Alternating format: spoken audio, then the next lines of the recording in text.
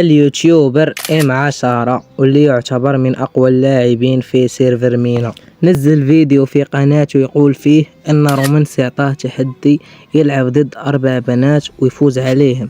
حتى رومانسي اتهمني بالهاكر. اليوم في هذا الفيديو يا خاوتي كنت قاعد عادي في اللوبي فري فاير نخمم في فكرة فيديو اصورها واحطها لكم على اليوتيوب، بما اني ساعة هذه الفترة مو كتير يعني شوي، حتى نلقى اليوتيوب الرومانسي اللي تعرفوه كلكم بعثلي للسكواد وقال لي انت هاكر.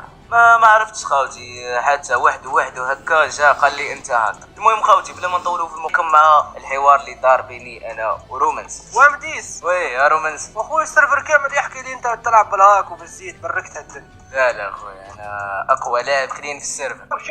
شوف من غير ما تبرر لي انا باش نعطيك تحدي، بانه الزيت ما يحكي مش بالطفله، انا نتحداك تلعب ضد 4 بنات وتربح. كيفاش؟ اذا كنت كلين طبعا تلعب ضد 4 بنات وتربح. بابا يعني هذا التحدي يثبت اني هاكر او لا؟ صحيح مريق اخويا ايزي. اذا كان في فيك داماج او ما قدرتش تفوز عليهم فيعني انك هاكر. فيك دامج خلينا نكمل. فريق راح نشوفوا كل شيء في الروم. اوكي العب روم وارجع لي بعد الروم، اذا فزت راح اعطيك $2. تي البنات يعني بدون شوف تمشي قدام ما يطيحوك. قوتي بس بتوضيح، هادو اللي لاعبين ضدي كلهم بنات مش لابسين كاركتر بنت راح تعرفوا من اللعب يعني. شوف بطل.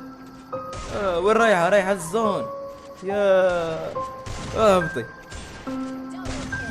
اين هو الفيك داماج يا صديقي؟ اين يا اخي؟ البنت لما تكون هاكر ما تقدر تطيح. الآن وقع بلسانه، لما تكون البنت واقفة يصعب نجيبها وان طاب، لا تحتسب الدمج الأحمر.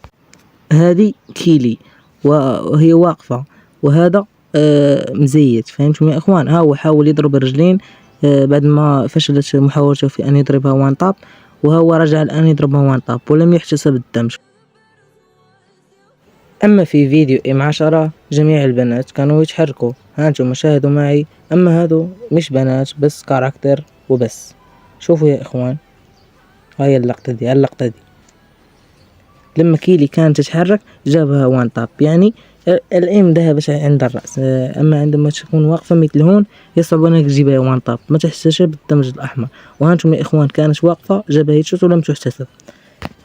والآن مع جميع حسابات M10 المتبندة. الأول متبند، الثاني كذلك متبند. والآن لقد وصلنا لنهاية الفيديو، لا تنسى اللايك والاشتراك